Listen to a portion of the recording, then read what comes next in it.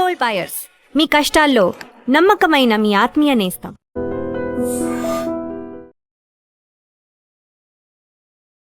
గురుగారు, గంట మన హిందూ సంప్రదాయంలో చాలా చాలా ప్రాధాన్యత ఇస్తాం. అంటే కొన్ని సార్లు చాలా మంచి రెమెడీస్ గా కూడా పనిచేస్తాయి గురుగారు. అంటే హీలింగ్ లో కూడా ఈ మధ్య గంట సౌండ్ ని యూజ్ చేస్తుంటారు. ఎవరైనా పిల్లలకి మాట రాకపోతే ఆంజనేయ స్వామి గుళ్ళో గంట కట్టిరండి అంటారు. లేదా ఆరతి ఇచ్చిన తర్వాత గంటలో నీళ్ళు పోసి తాగించండి అమ్మ అంటే మనం ఏదో ఒక ఆయుధంగా యూజ్ చేస్తాం, కానీ దాని వెనకాల స్టోరీ ఏదో ఉంది.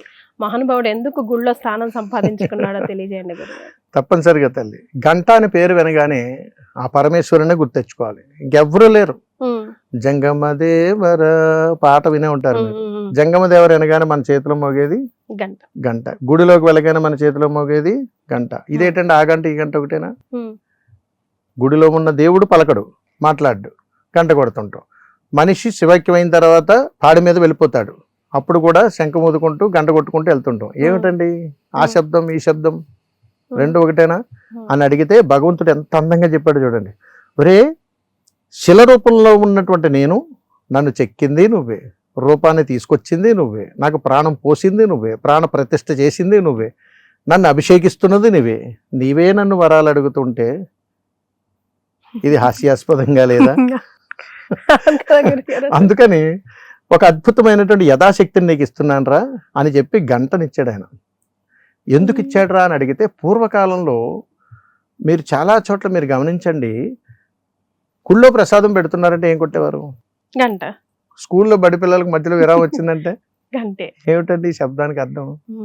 అంటే గంట అంటే తట్టి లేపడం. గంటను అత్తమాటలు కొట్టకూడదు. అందుకని గంట యొక్క యథాశక్తి ఉన్న చోట ఉగ్రభూతాల నిలయం. ఆయన మీదకు వెళ్ళి ఇబ్బంది పెట్టకుండా ఉండేటువంటి ప్రయాణం అంతా కూడా గంటా శబ్దం దగ్గర ఉంటుంది. ఎక్కడ పూజ జరగనివ్వండి, ఎక్కడ ఏదన్నా జరగనివ్వండి, అక్కడ గంట కనపడిందా అని అంటే ఆమడ దూరంలో నిలబడితే ఉగ్రభూతాలు అమ్మో చాలా భయంకరమైనటువంటి స్వరూపంగా శబ్దంగా భావిస్తుంటాయి. అందుకని గుడి నిండా ఉన్నటువంటి యథాశక్తిని నిలపడం కోసం ఒక ఘంటానాదాన్ని ఇలా పలికినప్పుడు ఆవహిద్దామని వచ్చినటువంటి ఉగ్రభూతాలన్నీ మళ్ళా శ్మశానం వరకు పారిపోతాయి. అంతటి యథాశక్తి ఉంటుంది. అందుకని ఉగ్రభూతాలను తరిమి లేపేటప్పుడు ఇప్పుడు నేను గుళ్ళో ప్రసాదాన్ని పంచుతున్నాను మీరు రాకండి చెప్పడంలో ఉన్నటువంటి పరమార్థం. పిల్లలకు కూడా అంతే, సమయం అయిపోయింది సమయం అయిపోయింది అని చెప్పేసి వీళ్ళకి పరమార్థం. అలా హారతి ఇచ్చేటప్పుడు గంట కొడతారు, బయట చెప్పేటప్పుడు గంట కొడతారు. అంటే ఏమరపాటులో దైవశక్తిని ఆవహించడానికి సిద్ధంగా ఉన్నటువంటి ఉగ్రభూతాలన్నీ కూడా ఆత్మఘోషణ చూపిస్తుంటాయి. పరమేశ్వరుడు ముందు మాత్రమే ఇది జరుగుతుంది. అందుకని ఆ పరమేశ్వరుడు యొక్క మహాసంకల్పంలో ఈ గంటను యామరపాటు చేస్తాడు. ఎందుకనంటే ఆయన ధ్యాన ముద్రలోనే ఉంటాడు ఎప్పుడు ఈశ్వరుడు. అందుకని ఆ ధ్యానాన్ని మనం ఇబ్బంది పెట్టకుండా ఉన్నప్పుడు ఈ ఘంటానాదం ఎప్పుడైతే పలుకుతుందో ఉగ్రభూతాలన్నీ మళ్ళీ ఎక్కడి నుంచి అయితే వచ్చాయో అక్కడికి వెళ్ళిపోతాయి. అందుకని ఈ గంటకు అత్యంత ప్రాముఖ్యత ఏమిట్రా అని అడిగితే, ఈ ఆవహించాలనుకున్నటువంటి ఉగ్రభూతాలు దరిదాపులు కూడా రాకుండా ఉంటాయి. అందుకని ఇప్పటికీ మీరు గమనించండి, మనసు బాగాలేదా, ఆరోగ్యం బాగాలేదా, ఇంట్లో చికాకులు ఎక్కువ అవుతున్నాయి, అయితే శివాలయానికి వెళ్ళండి. శివాలయానికి వెళ్ళి 3 ప్రదక్షిణలు చేయండి. 3 ప్రదక్షిణలు చేసిన తర్వాత లోపల ఖచ్చితంగా గంట కొట్టొస్తాడు. ఎప్పుడైతే ఈ ఘంటానాదాన్ని తాకాడో, ఆ శబ్దం అనేటువంటిది వీడికి పడిందో, ఖచ్చితంగా శరీరంలో ఉన్నటువంటి సమస్త దారిద్ర్యాలు సమసిపోతాయి. ఇది శిరస్సు గంట అంటారు, పైన ఉన్నటువంటి దాన్ని. అంత అద్భుతంగా దీన్ని తాకినప్పుడు తనలో ఉన్నటువంటి అణువణువులో ఆవహించున్నటువంటి సర్వదారిద్ర్యాలకు ప్రక్షాళన. తర్వాత హారతి ఇచ్చేటప్పుడు చేసేటువంటివి, ఆ వెలుగులో కూడా భగవత్ సంకల్పాన్ని మనం చూస్తూ హారతి ఇస్తున్నప్పుడు ఆ చీకట్లో కూడా అలుముకోవడానికి సిద్ధంగా ఉంటే ఉగ్రపోతాలు. ఎప్పుడైతే గంట కొడుతున్నామో దరిదాపులు కూడా రాకుండా ఆగిపోతాయి. అంతటి యథాశక్తి ఇక్కడ ఉంటుంది. అందుకని తల్లి, గంటా శబ్దాన్ని మనం ఎప్పుడైతే విన్నామో మన శరీరంలో ఉన్నటువంటి అణువు కూడా ప్రతిస్పందిస్తూ పంచాక్షరి మంత్రంతో ప్రతిఘటిస్తుంది. దాని పేరే ఓం నమ శివాయ అనేటువంటి మంత్రం వస్తుంది. అందుకని గంట కొట్టగానే వచ్చేటువంటి శబ్దం కంటే గంట కొట్టిన తర్వాత ఒక 2 సెకండ్లు ఆగండి. ఆ మహాశబ్దాన్ని మీరు విన్నారని అనుకోండి, అతని మనసులో ఉన్నటువంటి నెగిటివ్ ఎనర్జీ అంతా బయటకు వెళ్ళిపోతుంది. మనం అనుకుంటాం గాలి పట్టినా ధూళి పట్టినా ఏం పట్టినా శివాలయంలోకి తీసుకురంటారా, అన్నీ పోతారా, ఆయన ముందు అన్నీ పోతారా అంటే ఏం అవసరం లేదు. ఆ గంటా శబ్దం 2 సార్లు చెవి దగ్గర వినిపిస్తే చాలు. ఇప్పుడు చేసే మాయరోగాలన్నీ అవే. ఇలా గంట కొడతారు, చెవి దగ్గర పెడుతుంటారు. కొత్త రోగాలకి ట్రీట్మెంట్లు మీరు వినే ఉంటారు. అంటే ప్రశాంతత లేదు, గజిబిజి ప్రపంచం, గజిబిజి జీవితం. కాసేపు గుళ్ళో కూర్చోండి ప్రశాంతంగా మీరు చెప్పండి. ఇక్కడ మనం మాట్లాడితే తట్టుకోలేం. గుళ్ళోకి వెళ్ళి ఎన్ని 100 సార్లు గంట కొట్టినా ఇంకా వినాలనిపిస్తుంది. అది డిస్టర్బెన్స్ అవ్వదు. ఎందుకని? దైవ సంకల్పంతో దైవనామ స్మరణతో మన దేహం కనెక్ట్ అవుతుంది. ఎందుకనంటే ఈ దేహంలో ఉగ్రభూతాల ఆవాహనం ఖచ్చితంగా ఏ జీవుడి మీద అయినా సరే ప్రతిరోజు జరుగుతుంది, జరగకుండా ఉండదు. అది జరిగినప్పుడు మనలో ఉగ్రావేశాలు, కోపాలు ఇవన్నీ వచ్చేస్తాయి. అది దాంట్లో ఉన్నటువంటి పరమార్థం.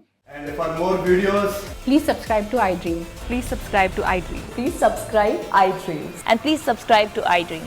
For more videos, subscribe to iDream. please like, share and subscribe to the channel. Congratulations, iDream. Subscribe to iDream.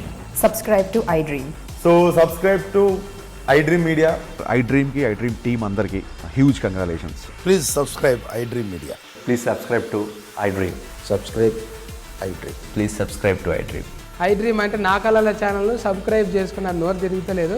మీరైతే గంట గుర్తు కొట్టండి. For more such videos, please subscribe to iDream. Subscribe to iDream. Please subscribe to iDream. Please subscribe iDream Media. Please do subscribe to iDream. Please subscribe to iDream Media. For best entertainment and information, please subscribe iDream. And don't forget to subscribe to iDream.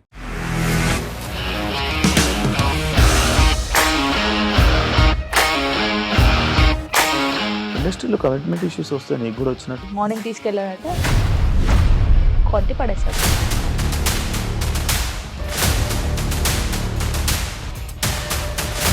ఒక్కళ్ళు కూడా చూడలేదు ఈ cinema అని చెప్పడానికి కూడా చాలా ధైర్యం కావాలి. అది నిజం కదా, దాంట్లో ధైర్యం ఏంటి? ఇది నెక్స్ట్ డే ప్లేట్ మార్చేస్తే తప్పు కదా. As of now we are comfortable this అని నేను అనుకుంటున్నాను. రష్మిక గారిది మీది ఒకే ఊరు అంట కదా.